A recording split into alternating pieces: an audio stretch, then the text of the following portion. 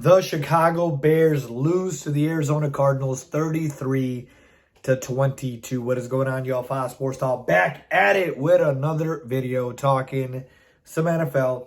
And here to talk about this Bears loss against the Arizona Cardinals. And let me start by saying this, all right? This was very much expected. I, along with, I'm sure, everybody else, predicted the Bears to lose in this game against the number one ranked team in terms of record in the NFL, in the Arizona Cardinals. And that's exactly what ended up happening. The final score, again, was 33-22, but it was not close ever at all. The Cardinals thoroughly dominated this game. And I wasn't surprised.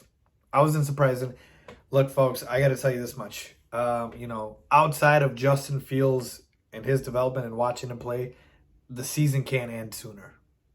It can't end sooner because I cannot just wait to get rid of this entire staff, get rid of the trash players, trash coaches, get rid of all the trash, and just keep, obviously, what we need for a future, because what we saw out there on the field, we've been seeing this for weeks, right? The offense is pathetic. Andy Dalton goes out there, throws 4 picks.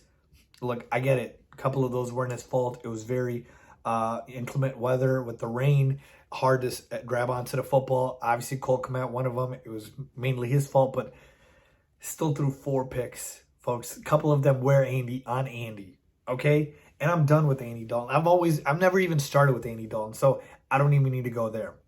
But I can't wait for the season to end, folks. I just can't. Justin Fields' development is literally the only reason to be invested right now with this Bears team, because they make you sick every single week watching this offense. And now the defense is awful too. It's falling apart. I'm sorry, but Sean Desai, his defense, the way it started the year, and I know we're down a couple of bodies, it's bad. So I'm so over it, as you can tell, obviously, by my voice. I'm not feeling that well either, and the Bears didn't certainly help with that either. They didn't make me feel any better. The only bright spot for the Bears was Monty. He had a big game, 21 carries for 90 yards and 8 catches for 52 yards, a monster game, both rushing and receiving. Had a touchdown as well. On the other side, look, the Cardinals, they didn't really even do much. They just did enough, right? Kyler at 15 pass attempts, but he had 2 touchdowns.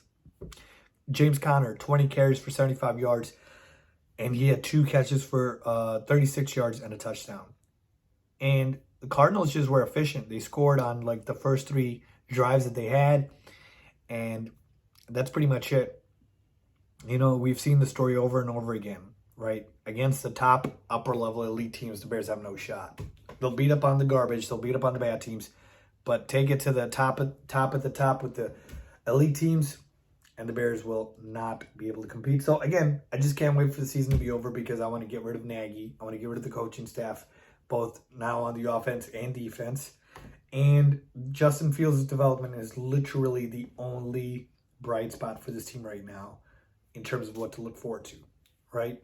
5 more games left in the season. Let's see what happens. But playoffs, no shot here. 4-8 on the season.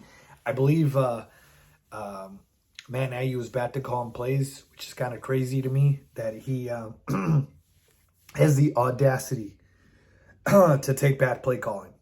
But, yeah, it is what it is. I know I don't sound great, guys. I'm sorry, but I had to come on here and still put out the content. And I was just disgusted by what I saw out there.